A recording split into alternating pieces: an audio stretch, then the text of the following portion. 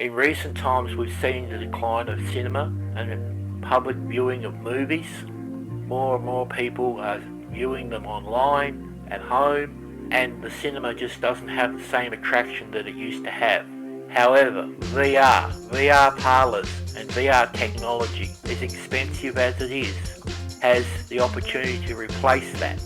I believe that VR technology will be the cinema of the future.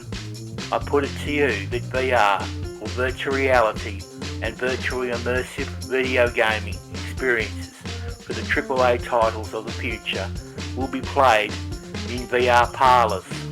First-person shooters and adventure experiences will be a fully immersive experience, but you'll have to go out and buy a ticket and line up and take your turn, just as it was so many years ago for the first cinematic experience.